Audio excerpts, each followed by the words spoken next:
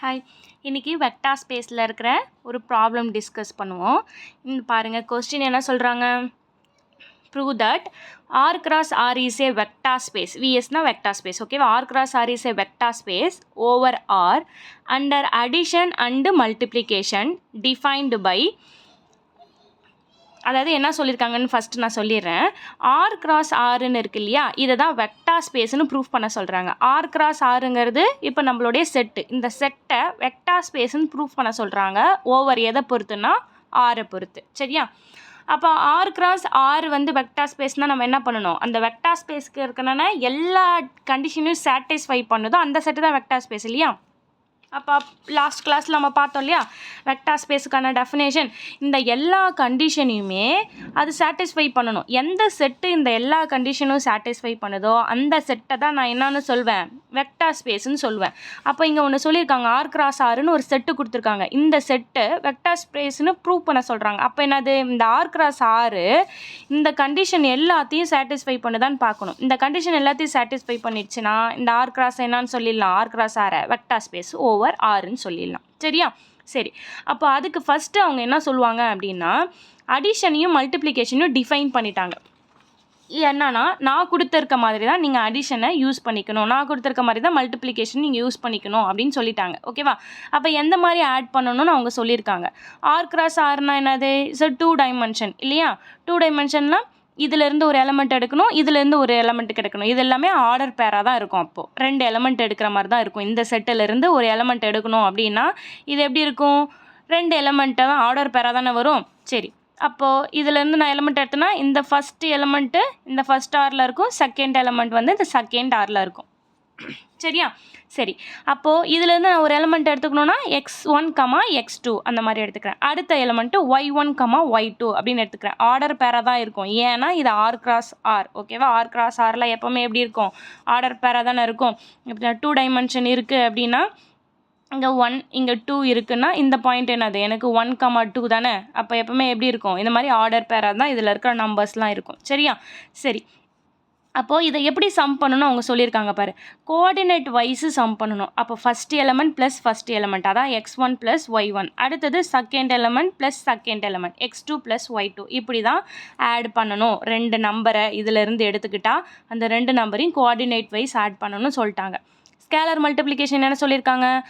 Alpha into இந்த மாதிரி ஒரு பாயிண்ட் இதிலேருந்து எடுத்துக்கிட்டோன்னா ஆல்ஃபா x1, ஆல்ஃபா x2ன்னு எழுதணும் அப்படின்னு சொல்லியிருக்காங்க. சரியா? புரிஞ்சுச்சா? ஆல்ஃபாங்கிறது எதுலேருந்து எடுக்கிறது? இந்த ஃபீல்டுலேருந்து. ஓவர் தி என்ன கொடுத்துருக்காங்களோ அதுதான் நம்ம ஃபீல்டு. என்ன ப்ரூஃப் பண்ண சொல்லியிருக்காங்க? வெக்டார் ஸ்பேஸ்னும் அதுதான் நம்மளுடைய வி, ஓகேவா? ஃபஸ்ட்டு அதை நம்ம தெளிவாக எழுதிக்கலாமா? ஸோ ஃபஸ்ட்டு என்ன சொல்லியிருக்காங்கன்னா, let I take v equal to இந்த v இது நம்ம என்ன வெக்டார் ஸ்பேஸ்ன்னு சொல்ல போகிறோமோ அதுதான் v. அப்போது ஆர் கிராஸ் ஆர் தான் நம்ம என்ன சொல்ல போகிறோம்? வெக்டார் ஸ்பேஸ்ன்னு சொல்ல போகிறோம். அண்ட் ஓவர் தி அப்படின்னு இருக்கிறது தான் ஃபீல்டு. அப்போது ஓவரில் என்ன இருக்குது? ஆர் தான் இருக்குது இல்லையா? அதுவும் ஆர் தான், ஓகேவா? இங்கே வெக்டார் ஸ்பேஸும் ஆர் கிராஸ் ஆர், ஃபீல்டுங்கிறது ஆர். இது சிங்கிள் எலமெண்ட் 1 டைமென்ஷன் இல்லையா? அப்போ இதில் இருக்கிற எலமெண்ட்டெல்லாம் எப்படி இருக்கும்? 1 டைமென்ஷனில். ஸ்கேலார்ஸ்லாம் கான்ஸ்டண்ட்டாக தான் இருக்கும், சரியா? ஓகே, இப்போ நம்ம ப்ராப்ளம்குள்ளே போகலாமா? ஸோ ஃபஸ்ட்டு இதை வெக்டார் ஸ்பேஸ்ன்னு நம்ம ப்ரூவ் பண்ண போகிறோம். ஆர் கிராஸ் ஆர் இந்த வியை வந்து இப்போ என்ன சொல்ல போகிறோம்? வெக்டார் ஸ்பேஸ்ன்னு சொல்ல போகிறோம். வெக்டார் ஸ்பேஸ்னால் ஃபஸ்ட்டு அடிஷனை பொறுத்து இது டிஃபைன்டான்னு செக் பண்ணணும், ஓகேவா? அதுதானே ஃபஸ்ட்டு நம்ம பார்க்க வேண்டியது. இங்கே கொடுத்துருக்கோம் பாருங்கள். அடிஷனை பொறுத்து டிஃபைன்டுனா என்னது? 2 எலமெண்ட்டை வெக்டார் ஸ்பேஸில் எடுத்துக்கிட்டு அது ரெண்டுத்தையும் ஆட் பண்ணால் அதே வெக்டார் ஸ்பேஸில் இருக்கான்னு பார்க்கணும். ஸோ அதே வீல இருக்கான்னு பார்க்கணும், ஓகேவா? வீலேருந்து எடுத்துக்கிட்டு 2 எலமெண்ட்டை சம் பண்ணும்போது அதே வீல இருந்துச்சு அப்படின்னா அடிஷன் வந்து டிஃபைன்ட் ஆகிடுச்சின்னு அர்த்தம், ஓகேவா? ஃபஸ்ட்டு அப்போ டிஃபைன் ஆகிருக்கான்னு பார்ப்போமா? அடிஷன் டிஃபைன்டுனா என்ன பண்ணணும்? 2 எலமெண்ட்டை முதல்ல இதிலேருந்து எடுத்துக்கணும் இல்லையா? இதில் இருக்கிற எலமெண்ட்டெல்லாம் எப்படி இருக்கும்? ஆர்டர் பேராக தான் இருக்கணும். அப்போது நான் ஃபஸ்ட்டு என்ன எடுத்துக்கிறேன்? என்னுடைய கன்வீனியன்ட்டுக்காக let x is equal to x1, x2, ஓகேவா? அதாவது x1, x2 இதுலேருந்து ஒரு எலமெண்ட் எடுத்துக்கிறேன். ஒவ்வொரு தடவையும் இதை இப்படியே பெருசாக எழுத முடியாது இல்லையா? அதுக்காக நான் ஷார்ட் நோட்டுக்கு எக்ஸ்ன்னு எடுத்துக்கிட்டேன், சரியா? அதே மாதிரி அப்போ ஒய்ங்கிறத நான் எப்படி டிஃபைன் பண்ணிக்கிறேன்னா y1, y2. அதே மாதிரி z என்ன பண்ணிக்கிறேன்னா z1, z2ன்னு எடுத்துக்கிறேன், ஓகேவா? புரிஞ்சிச்சா? சரி, இப்போது 2 எலமெண்ட்டை நான் இதிலேருந்து எடுத்துக்கிட்டா நான் ஃபஸ்ட்டு அந்த கண்டிஷனை என்ன பண்ணணும், வெக்டார் அடிஷன் டிஃபைன்டான்னு செக் பண்ணணும் இல்லையா. அப்போ வெக்டார் அடிஷன் டிஃபைன்டான்னு செக் பண்ணுறதுக்கு என்ன பண்ணணும், let x comma y belongs to V, அதாவது இன் வினாலும் பிலாங்ஸ் டு வி ரெண்டுமே ஒன்று தான். இன்னுன்னா விக்குள்ளே இருக்குது, பிலாங்ஸ் டுனாலும் அது விக்குள்ளே இருக்குன்னு தான் அர்த்தம். சரியா, இப்போ 2 எலமெண்ட்டை நான் விலேருந்து எடுத்துக்கிறேன். விங்கிறது ஆர் கிராஸ் ஆர், இது கிளியராக நீ மென்ஷன் பண்ணிடணும். விங்கிறது உன்னுடைய செட்டு என்ன செட்டு, எஃப்ங்கிறது என்னதுன்னு ஃபஸ்ட்டு லைன்லேயே கண்டிப்பாக நீங்கள் மென்ஷன் பண்ணியே ஆகணும். ஓகேவா, சரி. அப்போ XYங்கிறது வியில் இருக்குன்னா ஆர் கிராஸ் ஆரில் இருக்குது. நம்ம என்ன ப்ரூஃப் பண்ணணும், இது டிஃபைன்டான்னு செக் பண்ணணும்னா என்னது, அதை ஆட் பண்ணும்போதும் அதாவது எக்ஸ் ப்ளஸ் ஒய்யும் வந்து விக்குள்ளே இருக்கான்னு செக் பண்ணணும் ஃபஸ்ட்டு. அப்போ எக்ஸ் ப்ளஸ் ஒய்னா என்னன்னு கண்டுபிடிக்கலாமா. எக்ஸ் ப்ளஸ் ஒய்ங்கிறது என்னது, எக்ஸ்னா என்ன சொல்லியிருக்காங்க, x1 கமா x2 ப்ளஸ் ஒய்ங்கிறது என்னது, y1 கமா y2. இது ரெண்டுத்தையும் ஆட் பண்ணால் இப்போ உங்களுக்கு என்ன வரும், x1 ப்ளஸ் y1 கமா இது ரெண்டுத்தையும் ஆட் பண்ணும்போது x2 ப்ளஸ் y2. ஓகேவா, அவங்க எப்படி என்ன ரூல் யூஸ் கொடுத்துருக்காங்களோ அந்த ரூல் படி தான் நம்ம பண்ணிக்கணும். எப்படி ஆட் பண்ணணும்னு சொல்லிட்டு ரூல் கொடுத்துருக்காங்க, அந்த ரூல் படி நான் ஆட் பண்ணிக்கிட்டேன் இது ரெண்டுத்தையும். சரியா, இப்போ பாருங்கள், x1 y1 இதெல்லாம் எங்கே இருக்குது, இந்த ஃபஸ்ட்டு ஆரில் தானே இருக்குது. ஓகேவா, ஆறுங்கிறது நமக்கு என்ன தெரியும், அவங்க ஃபீல்டுன்னு கொடுத்துட்டாங்க. ஓகேவா, அப்போ ஆர் ஃபீல்டுனா என்னது, எல்லா கண்டிஷனையும் சாட்டிஸ்ஃபை பண்ணியிருக்கோம் இல்லையா. ஆர் வந்து க்ளோஷர் ப்ராப்பர்ட்டியை சாட்டிஸ்ஃபை பண்ணியிருக்கோம். ஆர் ஃபீல்டுனாலே அது தானே, ஃபீல்டுங்கிறது எனக்கு என்னது, closure property, associative, identity, inverse, commutative, டிஸ்ட்ரிபியூட்டிவ்லா, இது எல்லாத்தையுமே சாட்டிஸ்ஃபை பண்ணியிருக்கோம். அதுதான் ஃபீல்டு. ஃபீல்டுக்கான டெஃபினேஷன் நீங்கள் பார்த்தீங்கன்னா உங்களுக்கு நல்லாவே தெரியும். சரியா, சரி. அப்போ இது எல்லாமே ஃபீல்டுனா நான் இப்போ சொன்ன கண்டிஷன் எல்லாமே சாட்டிஸ்ஃபை பண்ணியிருக்கோம். அப்போ ஆறுங்கிறது என்னது, ஃபீல்டுன்னு அவங்க சொல்லிட்டாங்க. அப்போ ஆர் என்ன பண்ணியிருக்கோம், அந்த கண்டிஷன்லாம் சாட்டிஸ்ஃபை பண்ணியிருக்கோம். x1 y1 எல்லாம் நம்ம எங்கேருந்து எடுத்திருக்கோம், ஆர்லேருந்து தான் எடுத்திருக்கோம்.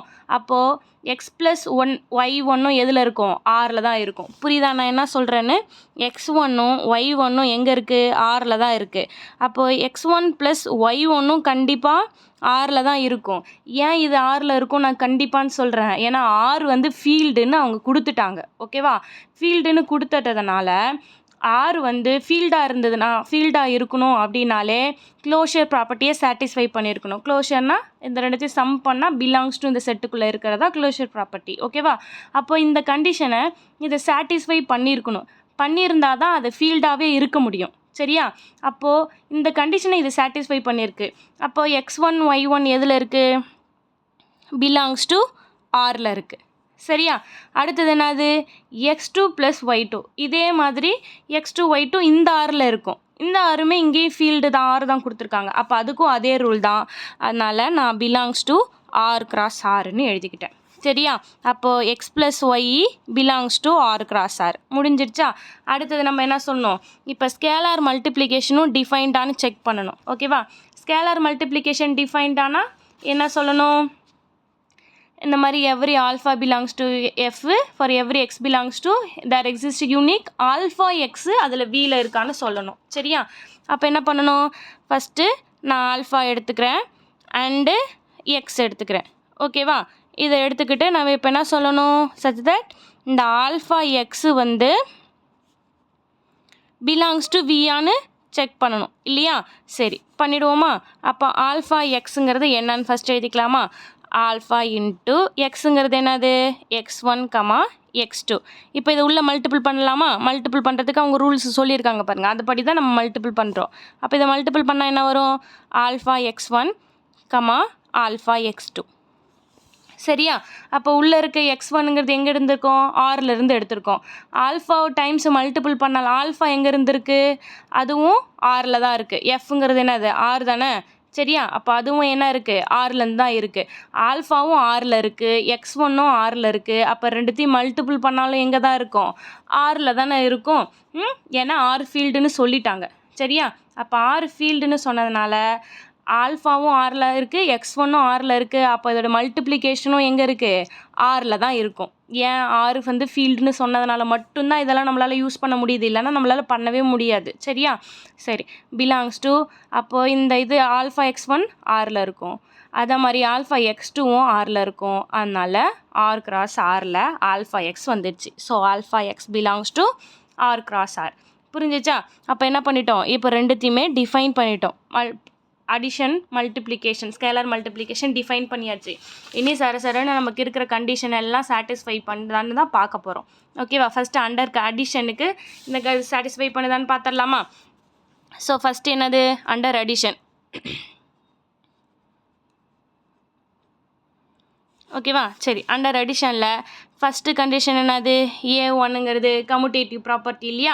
அப்போ கம்யூட்டேட்டிவ் ப்ராப்பர்ட்டியை சாட்டிஸ்ஃபை பண்ணுதான்னு பார்க்கணும். கம்யூட்டேட்டிவ் ப்ராப்பர்ட்டிங்கிறது என்னது? XY belongs to V such that X plus ஒய் வந்து Y ப்ளஸ் எக்ஸ்ன்னு இருக்கணும். இதான கம்யூட்டேட்டிவ் ப்ராப்பர்ட்டி. அப்போ X ப்ளஸ் ஒய்ன்னு ஃபஸ்ட்டு எடுத்துக்கிறோம்.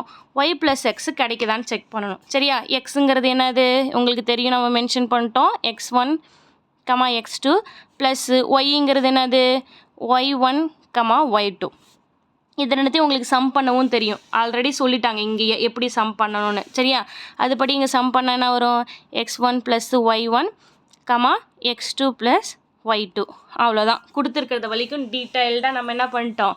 இப்போதைக்கு எக்ஸ்பிளைன் பண்ணிட்டோம். இதுக்கப்புறம் என்ன பண்ணணும் அப்படின்னா, நம்மளால் முடிஞ்ச வரைக்கும் என்ன பண்ணிட்டோம்? எக்ஸ்பிளைன் பண்ணிட்டோம். இதுக்கப்புறம் எக்ஸ்பிளைன் பண்ணுறதுக்கு எதுவுமே இல்லை இல்லையா? இந்த ஸ்டேஜில் ஸ்டாப் பண்ணிவிட்டு நமக்கு என்ன தேவையோ அதை தான் இங்கே பண்ண போகிறோம். சரியா? இப்போ பாருங்கள், நமக்கு என்ன வேணும்? X ப்ளஸ் ஒய் கொடுத்தாச்சு. நம்ம Y ப்ளஸ் எக்ஸ்ன்னு கொண்டு வரணும். அப்போ ஃபஸ்ட்டு ஒய் இருக்கணும் இல்லையா? இப்போ பாருங்கள், இதில் செகண்டாக தான் ஒய் இருக்குது. அப்போ ஃபஸ்ட்டுன்னு ஒய் கொண்டு வந்தால் தானே உங்களால் Y ப்ளஸ் எக்ஸ்ன்னு எழுத முடியும். அப்போது ஃபஸ்ட்டுன்னு ஒய் கொண்டு வரணும்னா இதை நான் எப்படி எழுதிக்கலாம்? Y1 ப்ளஸ் X1ன்னு எழுத முடியுமா? பாருங்கள், X1 plus Y1 Y1 plus X1ன்னு எழுத முடியுமா? X1ம் Y1ம் எங்கே இருக்கிற எலமெண்ட்டு? ஆரில் இருக்கிறது தானே. X1ம் Y1ம் எங்கே இருக்குது? ஆரில் இருக்குது. X1 ப்ளஸ் Y1ம் ஆரில் இருக்குதுன்னு நம்ம க்ளோஷர் ப்ராப்பர்ட்டிலேருந்து சொல்லிட்டோம். அடுத்தது இது ஆருக்குள்ளே இருக்குன்னா X plus 1 Y1 equal to Y1 plus X1ன்னு எழுத முடியுமா? இப்படி எழுதுனா என்னது? அதான் நம்ம இப்போ சொல்லியிருக்கோம்ல, X plus y equal to Y plus x. அது மாதிரி தானே இதுவும் இருக்குது.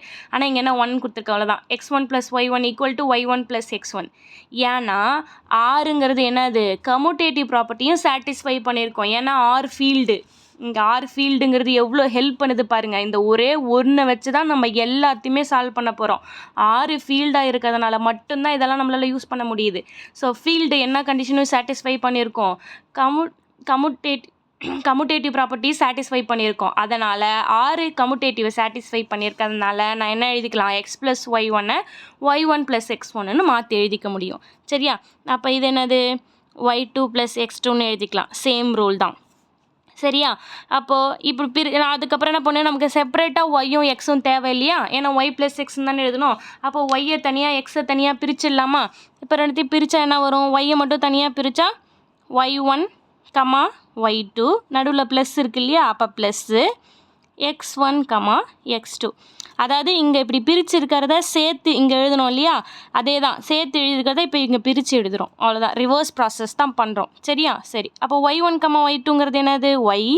X1, X2ங்கிறது எக்ஸ். வந்துடுச்சா பாருங்கள்?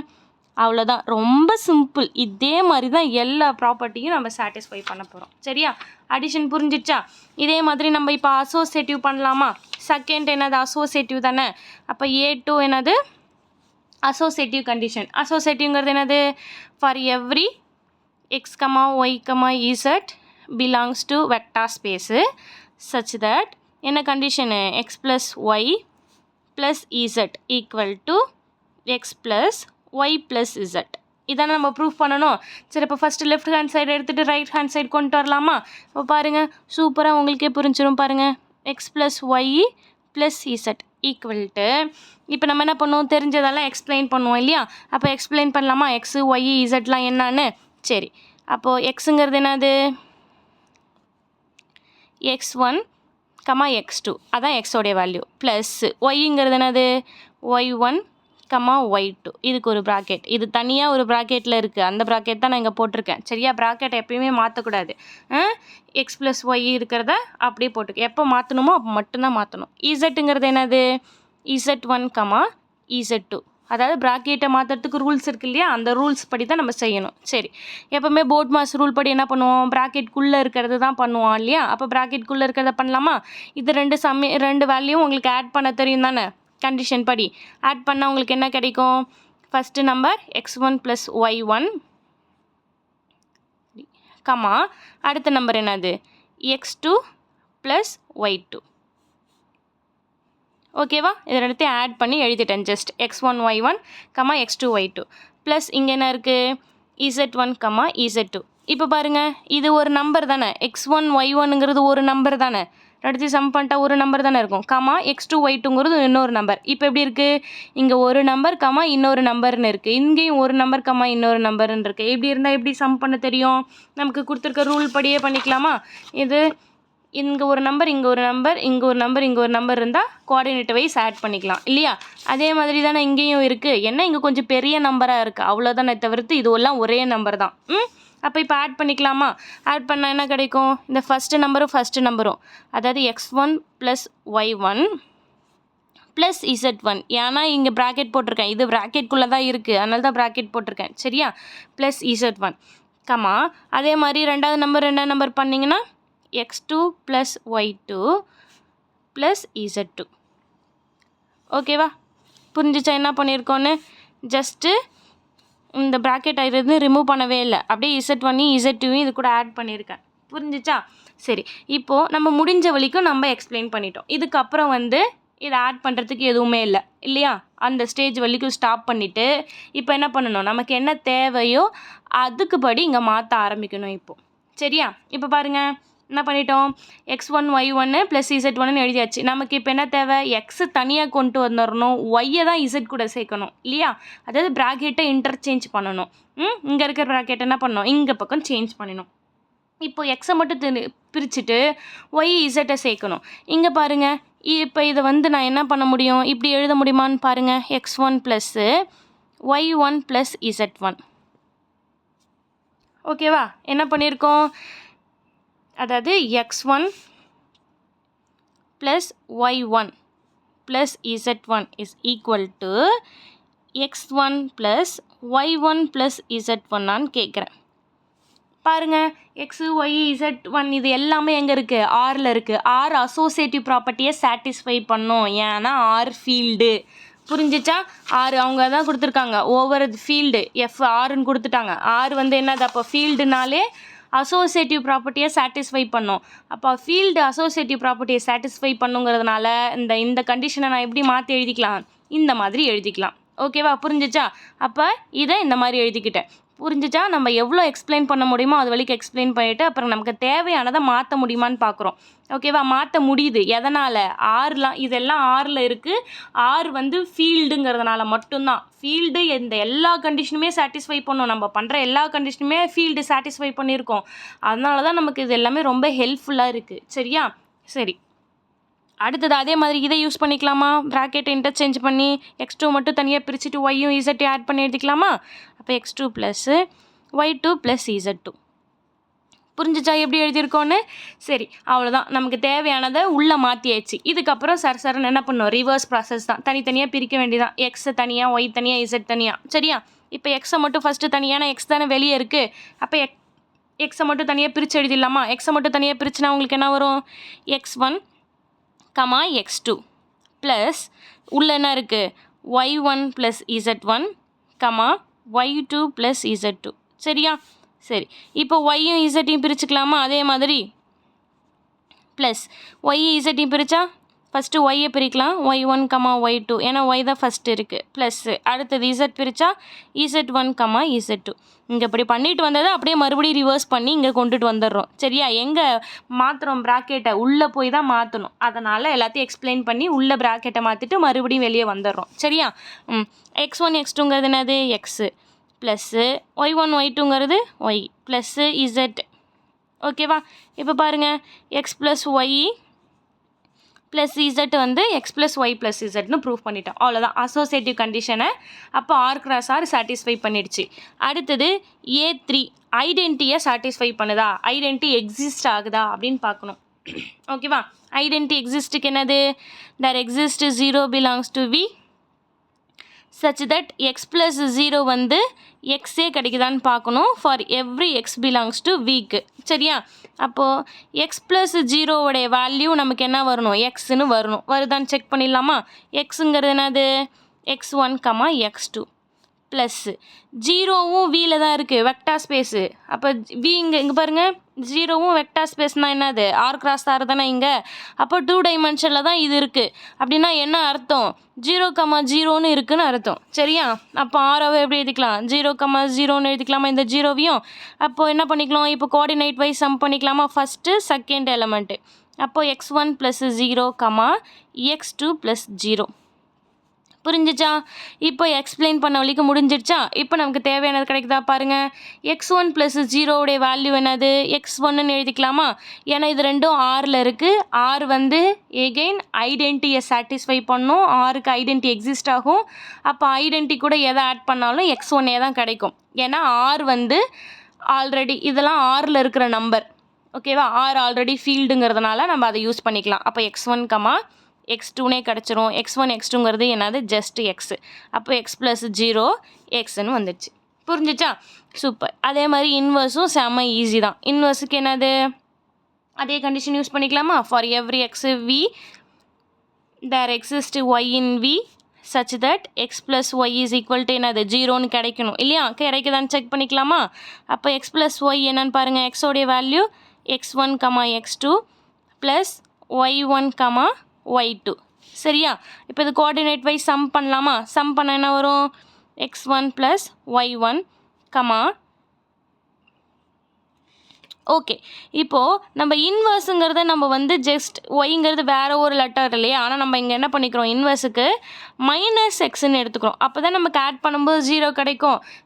அப்போ இங்கே நான் என்ன பண்ணிக்கிறேன் அப்படின்னா, எக்ஸுக்கு பதிலாக x + -x = 0. ஓகேவா, அந்த ஒய்ங்கிறது பர்டிகுலராகவே இங்கே என்னது, -x தான் இல்லையா. அதனால் x + -xன்னே எடுத்துக்கிறேன். சரியா, சரி. அப்போ இங்கே என்ன வரும், -x. -x-உடைய வேல்யூ என்னது, x + -xனால் ஜஸ்ட் மைனஸ் அதில் உள்ள மல்டிபிள் பண்ணியிருக்கோம் இல்லையா. அப்போ -x1, -x2. ஏன்னா ஆல்ஃபா இன்ட்டு x1, x2 உங்களுக்கு என்ன தெரியும், ஆல்ஃபா x1, ஆல்ஃபா x2ன்னு தெரியும் இல்லையா. ஆல்ஃபாவுக்கு பதிலாக இங்கே என்ன இருக்குது, -1ன்னு இருக்குது. அப்போ -x1, -x2 அதுதான் இங்கே எழுதியிருக்கோம். சரியா, இப்போ ஃபஸ்ட்டு நம்பர் ப்ளஸ் ஃபஸ்ட்டு நம்பர்னால் உங்களுக்கு என்ன வரும், x1 + -x1. சரியா, செகண்ட் நம்பர்னால் x2 + -x2. ஓகேவா, புரிஞ்சிச்சா. சரி, இப்போ எகைன் என்ன பண்ண போகிறோம், ஆருக்கு தான் போக போகிறோம். ஆறு ஃபீல்டுங்கிறத யூஸ் பண்ண போகிறோம். அது இன்வர்ஸ் ப்ராப்பர்ட்டியை சாட்டிஸ்ஃபை பண்ணும். அப்போ x1 - x1 value 0, x2 - x2 0. ஓகேவா, அப்போ 0,0ங்கிறது உங்களுக்கு என்ன கிடச்சிரும், 0னே கிடச்சிரும். சரியா, அப்போது x + -x வந்து உங்களுக்கு என்ன கிடச்சிச்சு, 0ன்னு கிடச்சிச்சு. அப்போ இன்வர்ஸும் எக்ஸிஸ்ட் ஆகுது. ஓகேவா, அப்போது எக்ஸோட இன்வர்ஸ் என்னது, -x. -x is inverse of x. ஓகேவா, அப்போ இது என்னது, இன்வர்ஸ் எக்ஸிஸ்டன்ஸ் ஆகுது. இங்கே வந்து 0 இஸ் த ஐடென்டிட்டி எலிமெண்ட். ஓகேவா, புரிஞ்சிச்சா. இப்போ என்ன பண்ணிட்டோம், இந்த 4 கண்டிஷனையும் சாட்டிஸ்ஃபை பண்ணிதான்னு செக் பண்ணிட்டோம். அடுத்தது என்ன பண்ணணும், இந்த மல்டிப்ளிகேஷனில் இருக்க 4 கண்டிஷனையும் சாட்டிஸ்ஃபை பண்ணிதான்னு பார்க்கணும். இது மல்டிப்ளிகேஷன் ரொம்ப ஈஸி. அடிஷனில் மட்டும் உங்களுக்கு அசோசியேட்டிவ் மட்டும்தான் கொஞ்சம் மேபி டவுட்டாக இருக்கலாம். அதுவும் ஒரு தடவை பார்த்தீங்கன்னா உங்களுக்கு நல்லா புரிஞ்சிடும். ஓகேவா, 2-3 டைம் பாருங்கள், ஸ்டாப் பண்ணி கூட பொறுமையாக அனலைஸ் பண்ணுங்கள். ஈஸியாக தான் இருக்கும். எது வரைக்கும் நம்ம எக்ஸ்பிளைன் பண்ணணுமோ அது வரைக்கும் பண்ணிவிட்டு நமக்கு என்ன தேவையோ அதுக்கப்புறம் சேஞ்ச் பண்ணிவிட்டு அதுக்கு தேவையானதை சேஞ்ச் பண்ணிவிட்டு அப்புறம் எல்லாத்தையும் பிரித்து எழுதினீங்கன்னா போதும், ஆன்சர் வந்துடும். சரியா, சரி. இப்போ மல்டிப்ளிகேஷன் கண்டிஷன் ஒர்க் அவுட் ஆகுதான்னு பார்க்கலாமா. சரி, செகண்ட் என்னது, அண்டர் மல்டிப்ளிகேஷன் இல்லையா.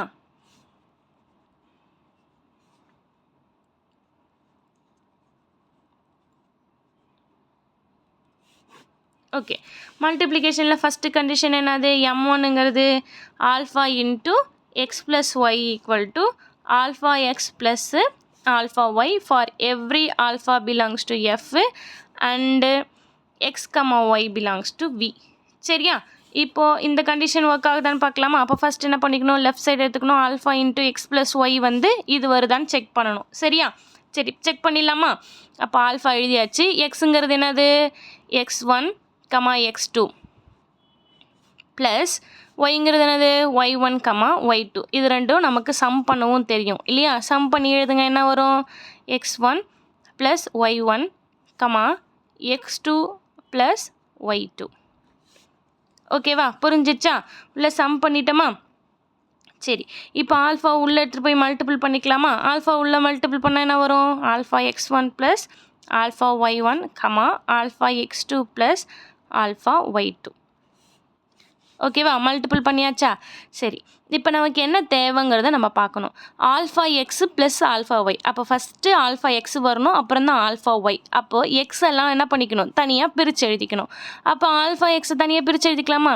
பாருங்கள், ஃபஸ்ட்டு நம்பர் இருக்கா? அப்போ இதை பிரித்து எழுதிக்கலாமா? எக்ஸை மட்டும். அப்போ alpha x1, alpha x2 plus அடுத்தது என்னது? Alpha y1, alpha y2. ஓகேவா? புரிஞ்சிச்சா? சரி, இப்போ இதுலேருந்து ஆல்ஃபா வெளியே எடுக்கலாமா? ஆல்ஃபா வெளியே எடுத்துட்டா உள்ள என்ன இருக்கும்? x1, x2 அதுதான் நம்மளுடைய எக்ஸ். ப்ளஸ் இதுலேருந்தும் ஆல்ஃபா வெளியே எடுத்துக்கலாம். வெளியே எடுத்துட்டா y1, y2 அதுதான் நம்மளுடைய ஒய். புரிஞ்சிச்சா என்ன பண்ணியிருக்கோன்னு? ஜஸ்ட் ஆல்ஃபா உள்ள மல்டிபிள் பண்ணி நமக்கு தேவையானதை பிரித்து எழுதிட்டு அதுக்கப்புறம் ஆல்ஃபா வெளியே எடுத்து பண்ணிட்டோம். புரிஞ்சிச்சா? சரி, அதே மாதிரி இப்போ என்ன கிடச்சிச்சு எனக்கு? Alpha x plus y equal to இந்த கண்டிஷன் சாட்டிஸ்ஃபை பண்ணியாச்சு. m2ங்கிறது என்னது? Alpha plus beta into x is equal to alpha x plus beta x. Okay, மல்டிப்ளிகேஷனுக்கு எல்லாமே ரொம்ப ஈஸி தான். சரியா? இது பாருங்கள், alpha plus beta into x. இது என்ன கிடைக்குதுன்னு பாருங்கள். ஆல்ஃபா ப்ளஸ் பீட்டா ஸ்கேலார் எழுதியாச்சு. எக்ஸோட இது உங்களுக்கு தெரியும், x1, x2. இப்போ இந்த ஒரு நம்பரை, இது ஒரே நம்பர் தான் இல்லையா? ப்ளஸ் போட்டு எழுதியிருக்கோம், அவ்வளோதான். இப்போ இந்த நம்பரை உள்ளே எடுத்துகிட்டு போய் தனித்தனியாக பிரித்து எழுதிக்கலாமா? பிரித்து எழுதுனா என்ன வரும்? Alpha plus beta into x1, இது உள்ளே போகும்போது alpha plus beta into x2 இல்லையா? சரி, இப்போது இதை மறுபடி x1 உள்ள மல்டிபிள் பண்ணிக்கலாமா? அப்போ என்ன வரும்? Alpha x1 plus beta x1, alpha x2 plus beta x2. அவ்வளோதான். சரியா?